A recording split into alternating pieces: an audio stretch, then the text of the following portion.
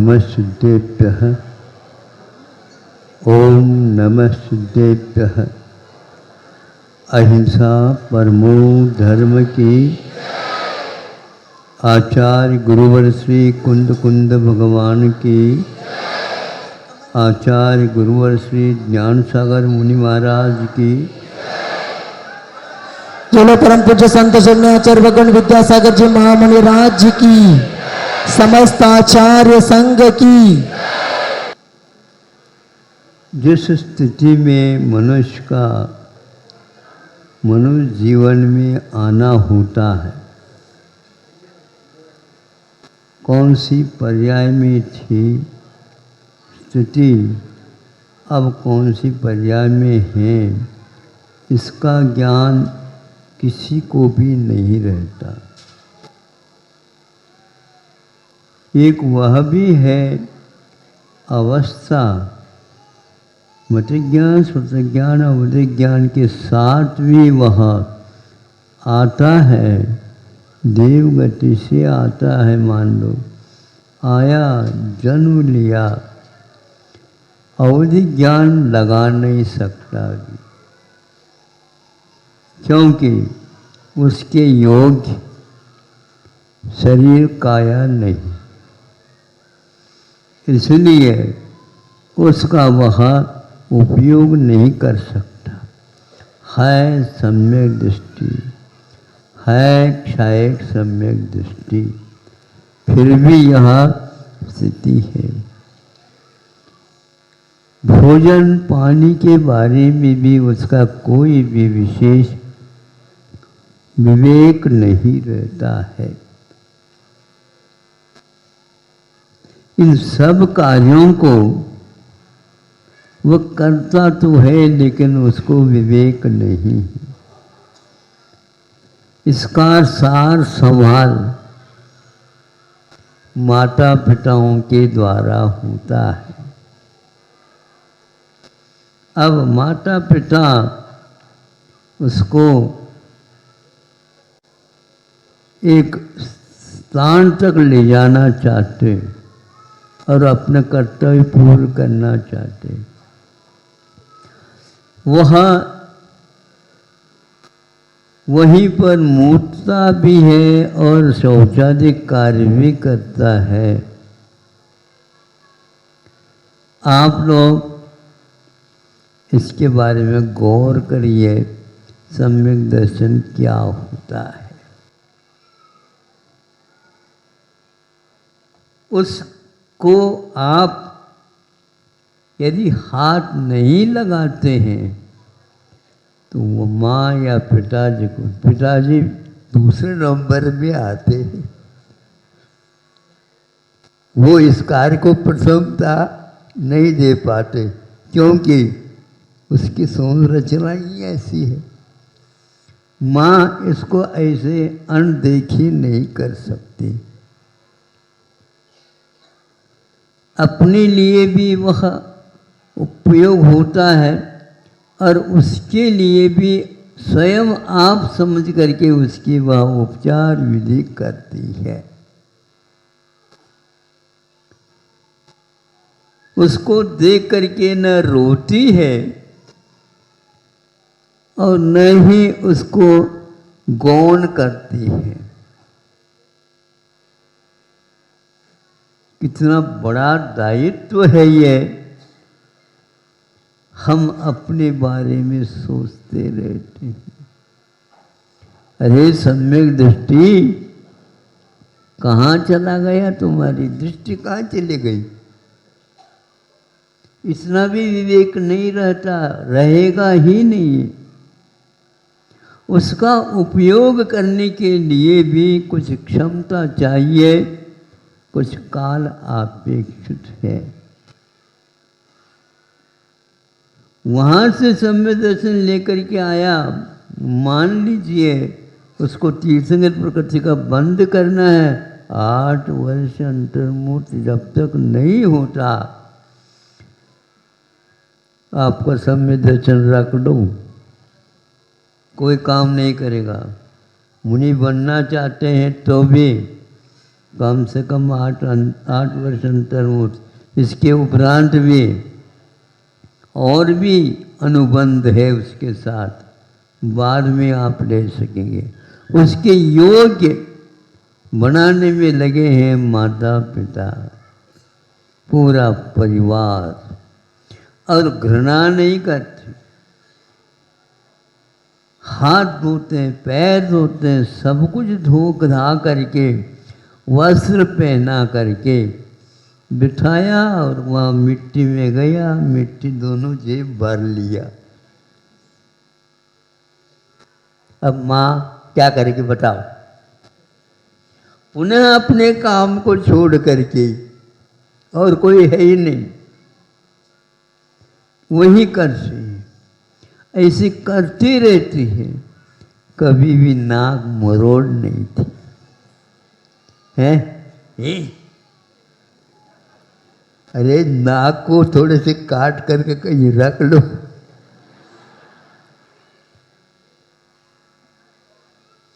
ये यहाँ पर सम्यक दर्शन उपगूढ़ अंग, स्थिति करण अंग, वात्सल्य अंग, निर्वित चिकित्सा अंग आप स्वयं के लिए पाल रहे हो। उसके निमित्त से आपका ये कर्तव्य सामने आ जाता। ये व्यवहार नहीं तो क्या है? ये जड़ की क्रिया है क्या? ये सारे कार्य जो हो रहे हैं जड़ के बिना तो नहीं होते, लेकिन ये जड़ की क्रिया नहीं है, यह विवेक की क्रिया। भीतर जो अपने सम्यक दर्शन भाव है उसको सक्रिय बनाने की ये विधि है। आज स्थिति बहुत बदल गई है। सीधे उसको इतने समय तक अस्पताल में भर्ती कर दो या अनाथ आश्रम में भेज दो, कौन देखेगा? स्वयं नौकरी करने के लग गए। अर्थ की आवश्यकता तो है, लेकिन परमात्मा की रक्षा भी आवश्यक है। इसमें हम दायित्व को भूल रहे हैं। हम भोजन स्वयं नहीं बना सकते, होटल का ले आने खा लो, उसको भी खिला दो। आपका सम्यक दर्शन कैसे सुरक्षित रहेगा? आप आखिर क्या करना चाहते हैं? आप अपने लिए भी क्या सोच रहे हैं? पर की पीड़ा अपनी करुणा की परीक्षा लेती है। अर्थ क्या है इसका? हम दूसरे के लिए नहीं कर रहे हैं, आपके पास दया का क्या भाव कितना है? बाजार में आप अपने माल को बेचना चाहते हो, लेकिन बाजार में भाव क्या चल रहा है ये भी तो देखो। कुछ लोग दुर्भाव कर लेते हैं, कुछ लोग सद्भाव कर लेते हैं, कुछ लोग स्वभाव मेरा कर्तव्य समझ करके कर लेते हैं।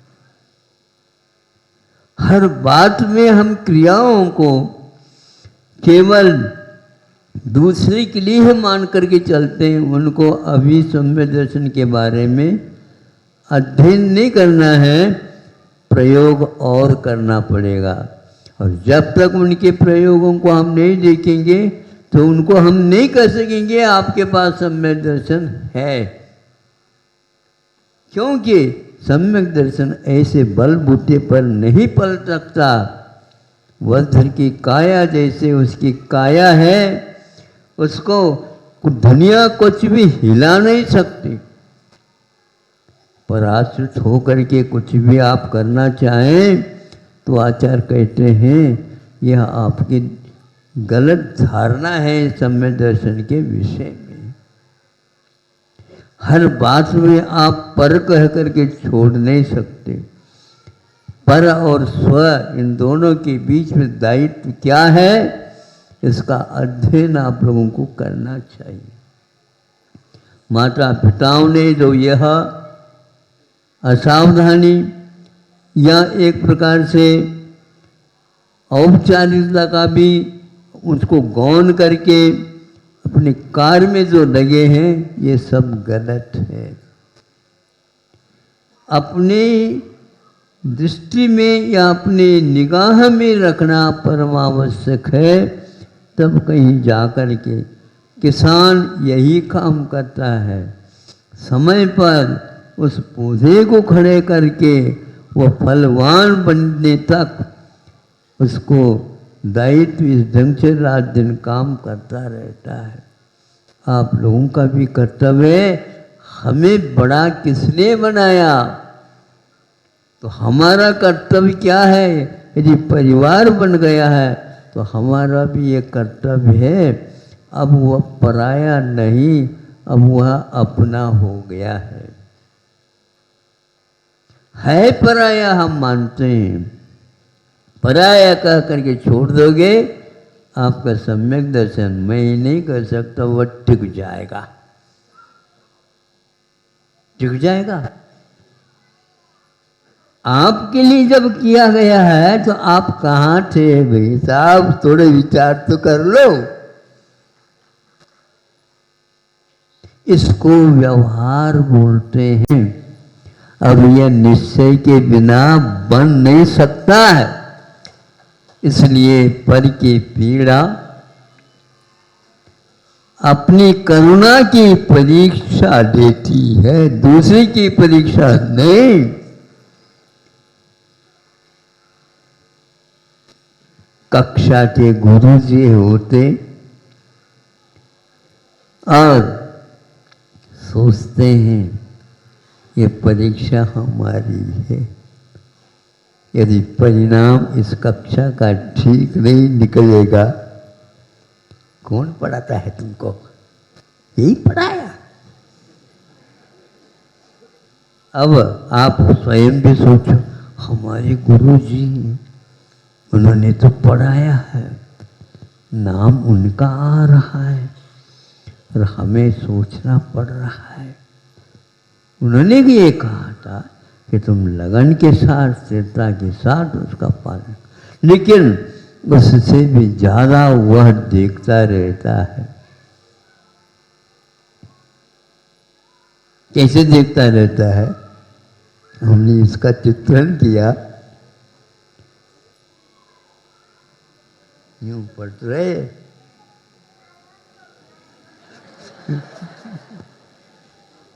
पढ़ते पढ़ते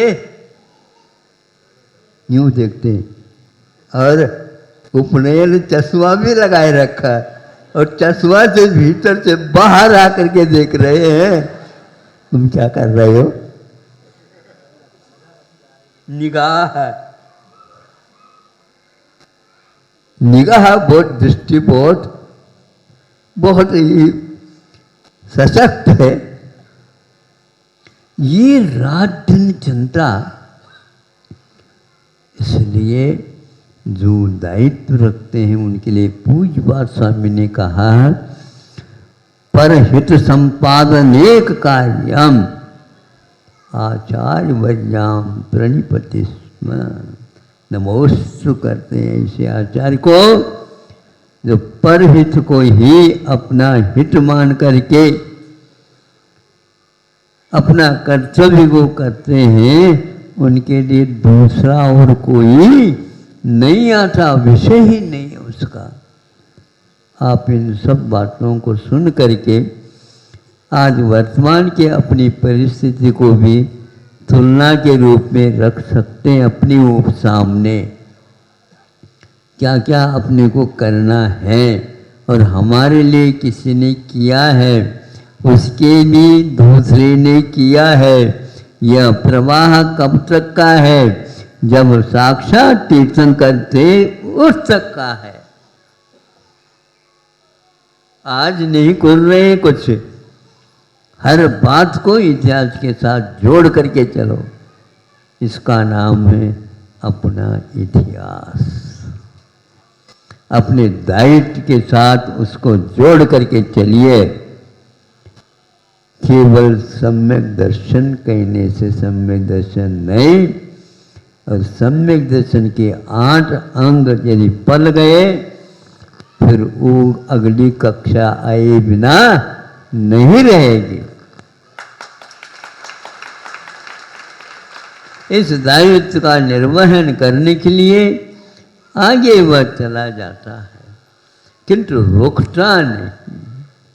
अंतिम 6 काल हैं, अंतिम काल तक वह पहुंच जाता है और काल को भी वह चुनौती देता है, मृत्युंजयी बनूंगा, अब मुझे कुछ करना नहीं। जो कुछ करना था प्रयोग के साथ चला है, जीवन के अंतिम क्षणों में वह उसको भी संभाल लेता है, और उसमें भी एक प्रकार से स्व के लिए ही नहीं लेता, दूसरे के लिए भी यह कक्षा पार करना है। किसी भी प्रकार से उसमें प्रमाद नहीं करता।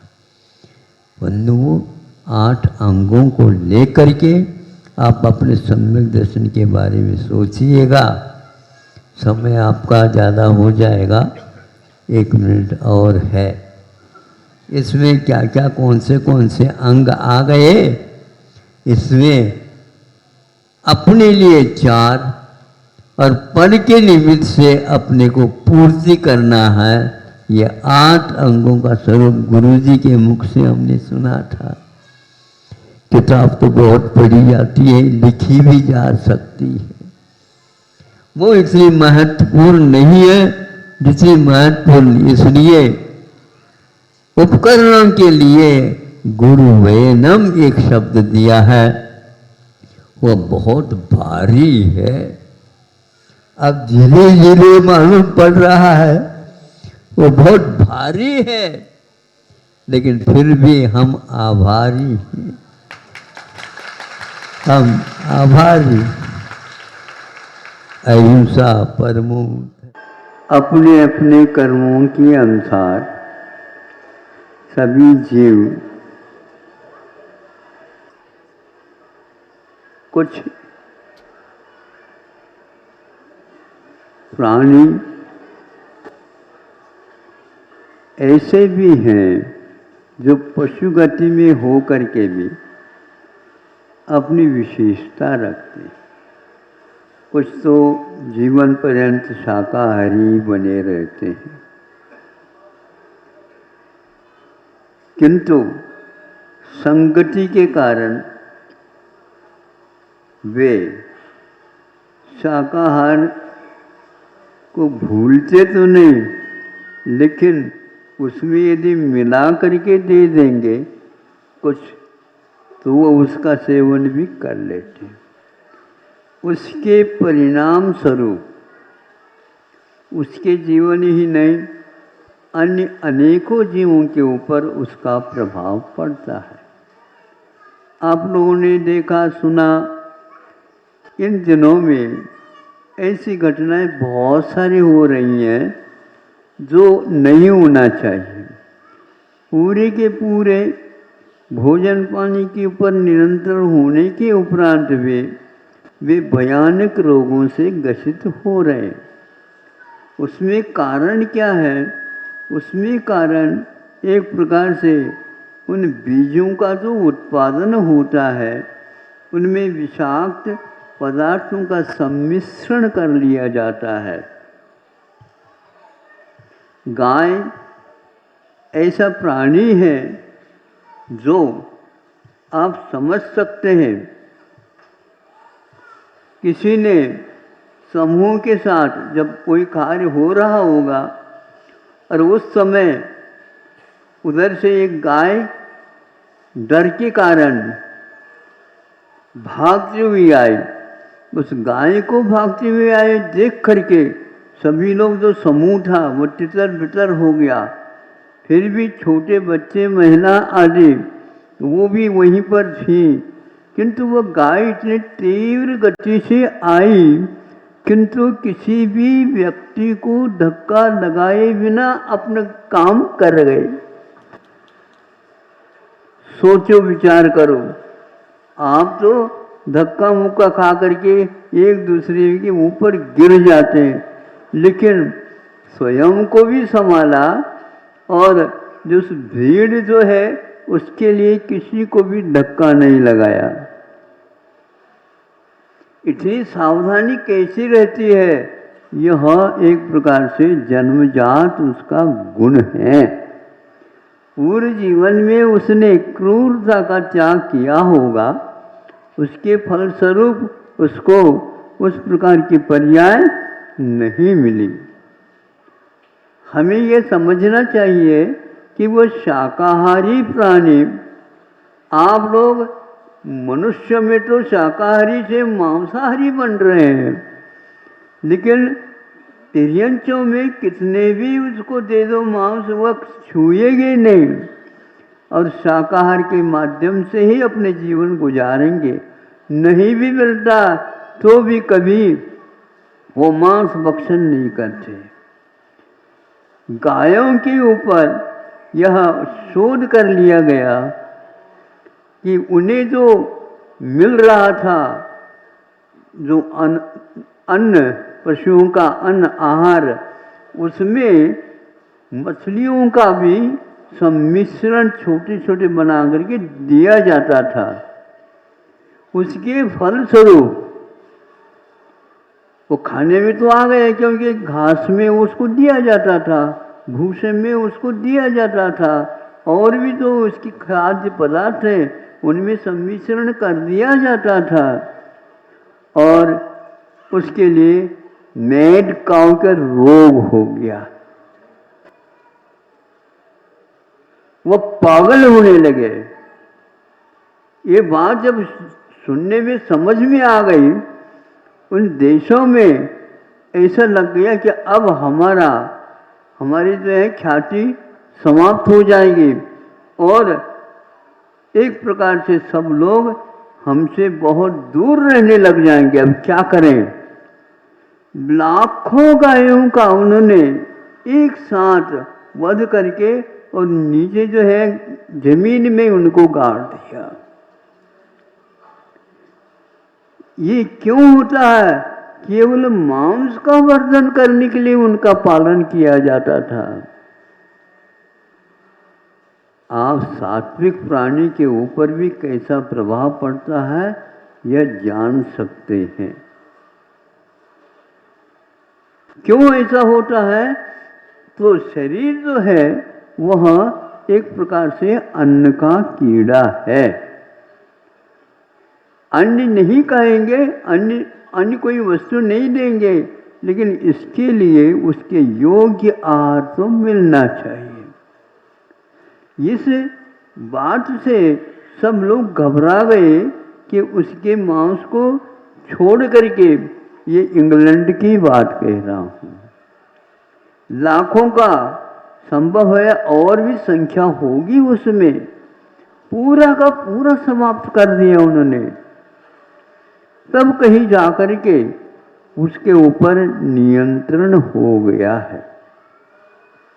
आप लोग छानबीन किए बिना आज यदि सेवन करते हैं तो इन रोगों से आप लोग बच नहीं सकते, क्योंकि वह पागल इसलिए गाय हो गई क्योंकि वह शाकाहारी प्राणी थे और उनको इस प्रकार मांस की वृद्धि के लिए मांस का खिलाना अनुचित रहा। लेकिन व्यापारी लोग, उद्योग करने वाले लोग केवल अर्थ के लोभ से ये काम करते गए। धीरे धीरे यहाँ भी उसका व्यापक प्रचार प्रसार हो रहा था। एक बार हमने उसकी एक किताब पढ़ी, उसमें यही लिखा है कि पशुओं का आहार बनाने की क्या प्रक्रिया होना चाहिए, तो उसमें यह भी एक चीज आ गई थी। उसी दिन हमने कहा देखो ये गलत हो रहा है, क्योंकि वह जीव उससे दूर रहने वाला रहता है, सूंघ करके ही वो प्राणी उसका संशोधन करता है। और आप बोतल ही लगा देते हैं। एक बोतल को खोल दिया और लगा दिया, क्या है उसमें ये तक पता नहीं है। इसका संशोधन और इसको छानना बीनना तो बहुत दूर की बात रह गई। 1 घंटे के पहले पहले ही छना हुआ जल भी बिन छना जैसा बन जाता है, आगम में उल्लेख है। उसको यदि अवधि उसकी बढ़ाना चाहते हैं तो अवश्य ही आप लोग उसको उबाल देते हैं, तो वह 12-24 घंटा तक काम में आ सकता है। किंतु यह न करते हुए जहाँ कहीं से भी आ जाता है, उसके सेवन से अभी ये भी सुनने में आया, जो उस बोतल में पानी जो भर गया उसमें क्या क्या डाला जाता, खनिज पदार्थों का सम्मिश्रण भी हो जाता है। वो सारे के सारे महान भयानक रोगों के लिए हानिकारक हो जाते हैं। हमें विवेक से ही काम लेना है। विदेशों में तो इससे बचने का उपाय कर लेते हैं, किंतु उद्योग धंधा छोड़ नहीं सकते, इसलिए दूसरे देश के लिए उन्होंने उसका निर्यात करना प्रारंभ किया। तो इसलिए अब तो आप लोगों को, चाहे जैन हो या जैनेतर हिंदू हो, उनको अपने घर तक ये चीज़ें आए नहीं, ऐसा प्रबंध करना ही होगा। यदि नहीं करते हैं तो निश्चित इन रोगों से को महाराज आशीर्वाद दे दो, बहुत दुख जैसा होने लग जाता है। एक अपने जीवन में इस प्रकार होते हुए भी आज जो बीजों में ही इस प्रकार संस्कार डाले जा रहे हैं, जिसके द्वारा उसी प्रकार विषाक्त बीजों का ही उत्पादन होता है। सुन करके आपको आश्चर्य होगा, आज के बीज विज्ञान क्या कहलाता है कि वह एक प्रकार से आपको बीजों का निर्यात तो कर देगा, लेकिन उसको आप एक बार तो बो सकोगे, उन्हें फसल निकलने के उपरांत बीज के लिए उसको उपयोग में नहीं ला सकते। अब ऐसी दवाइयों का प्रयोग कर रहे हैं जो हर एक व्यक्ति के पास, हर एक देश के पास अपने अपने हैं, कोई काम नहीं हो रहा है। भयानक रोग, आंखें बंद हो रही हैं, कान वगैरह सुनना बंद हो गया है और उसके लिए अच्छे अच्छे वृत्ति लोगों को भी कोरोना के माध्यम से इंजेक्शन वगैरह दवाई लेनी पड़ी।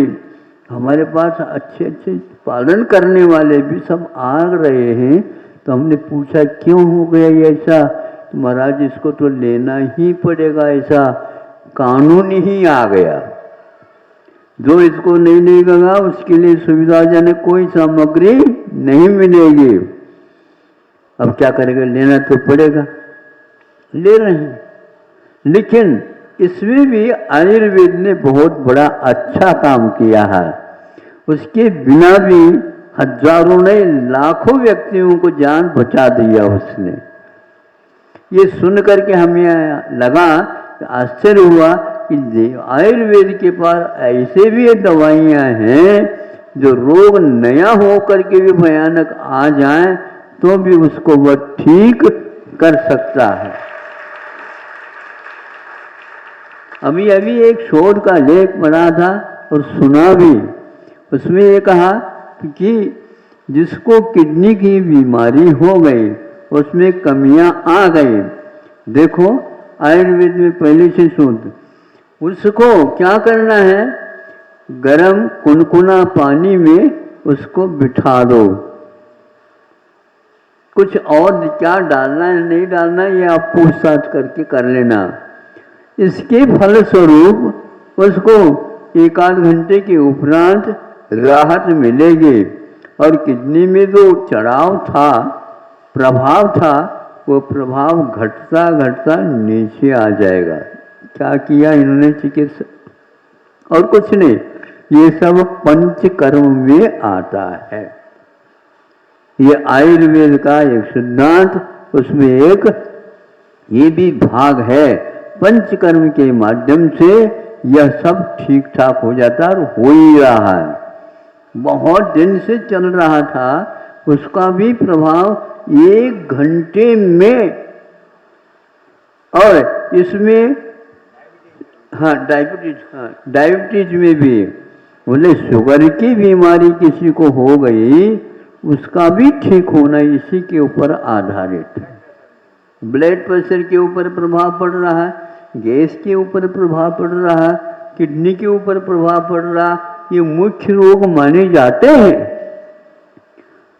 लाखों रुपए खर्च करने के उपरांत भी वो ठीक नहीं होता।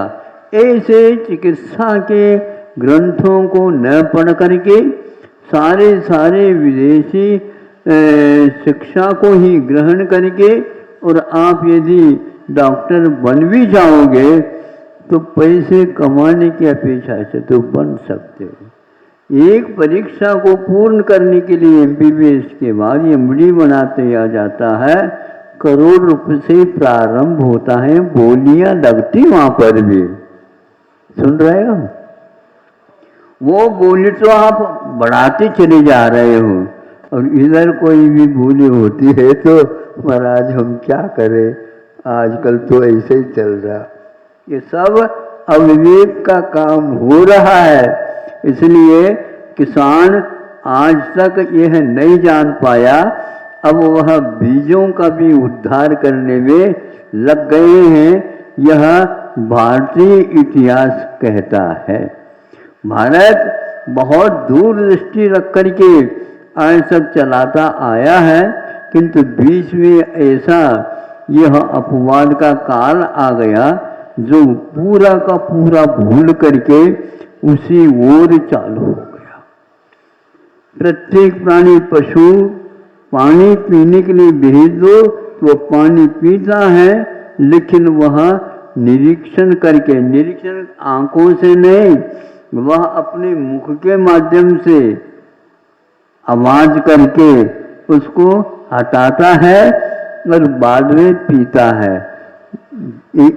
कई बार देखा, घोड़े जो है ना, जब पानी पिएंगे तो वह अपनी अलग आवाज करेंगे और पिएंगे।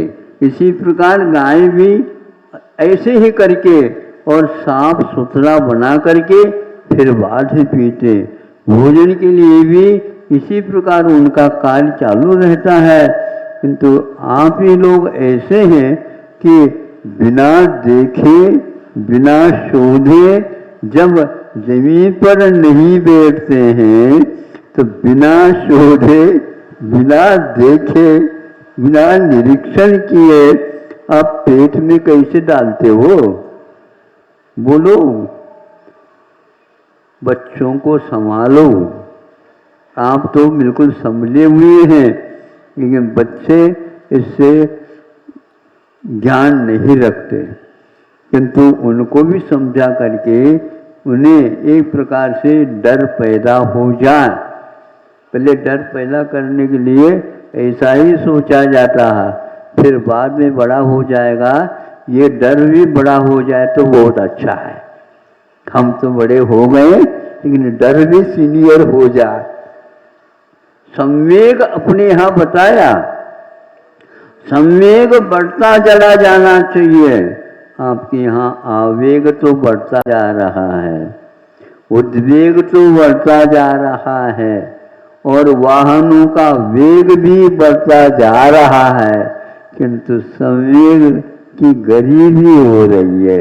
हमारा कहना है सम्यक दर्शन तभी सुरक्षित रहेगा आप में संवेग आ जाए। कुछ समझ में आ रहा है कि नहीं? आ रहा है। संवेग, अनुकंपा, आश्चर्य के आदि आदि गुणों का होना अनिवार्य होता है, तब सम्यक दर्शन प्राप्त होता है। प्राप्त सम्यक दर्शन की रक्षा भी इसी के अनुरूप भावना करने से होती है। आप लोगों से कहना है पशु आदि शाकाहारी से मांसाहारी नहीं बन रही, इसमें भी इतना ही नहीं, पक्षीगण जितने भी हैं शाम होते ही अपनी अपनी नीड़ों में जाकर के बैठ जाते हैं, चूं प्यूं कोई कुछ भी नहीं करते, और आप रात भर आपकी रेडियो चलती रहती है। वो रात में बोलते नहीं, रात में खाते नहीं, कुछ भी नहीं करते, क्योंकि किसान लोग वगैरह रात में उनको पानी भी नहीं पिलाते, पहले से ही अंथो करके बिठा देते, और आप चलता ही रहता है। बच्चों के लिए चाहिए, हाँ बच्चों के साथ आपको भी तो चाहिए, नहीं छूट छाट नहीं करते हुए, जैसे पशु हैं वैसे ही आप लोग चारों प्रकार के आहार का त्याग कर दो, बहुत अच्छा होगा। अच्छे क्षेत्र में आप लोग आए हैं इसलिए कह रहे, ये अच्छे बन जाए। और बच्चों को आप यदि बच्चों के सामने ये काम नहीं करेंगे तो बच्चे भी नहीं करेंगे। ऐसे ऐसे भी परिवार हैं जिन परिवारों में अभी तक कोई भी जमीकंद आदि नहीं आए, तो बच्चे भी उसको सूंघते तक नहीं, और आपके यहाँ तो चल जाता है। चलाने से तो सब कुछ चल सकता है, लेकिन उसके स्वभाव से परिचित हो जाएंगे, निश्चित रूप से आपको हो सकता है। ऐसे उदाहरण भी और भी हैं। संस्कृत और प्राचीन ग्रंथों के अध्ययन करने से हमें ऐसे पाठ मिलते हैं, देश की उन्नति में वो सहायक हो सकते हैं। इसलिए ऐसा साहित्य पढ़ना चाहिए जो अशुभोपयोग की ओर न ले जाए, विषय और कषायों की ओर न ले जाए। तो ऐसे महापुरुषों के जीवन चरित्र पढ़ना चाहिए, जिसके द्वारा राष्ट्र का भी पूर्ण कल्याण हो सकता है और हुआ है। जैसे कल यथा राजा तथा प्रजा कहा, उसी प्रकार साहित्य के अवलोकन से भी हमें यह पाठ मिल सकता है। ऐसे ग्रंथों का वाचन, पठन पाठन और शोध अनुसंधान आदि करते रहेंगे, निश्चित ही भारत को और आप उन्नत देख सकेंगे। इतना ही पर्याप्त समझता हूँ। अंदर के जुड़ाव एक प्रकार से हमें गुणों की उन्नति में सहायक होता है। अहिंसा परमो धर्म की।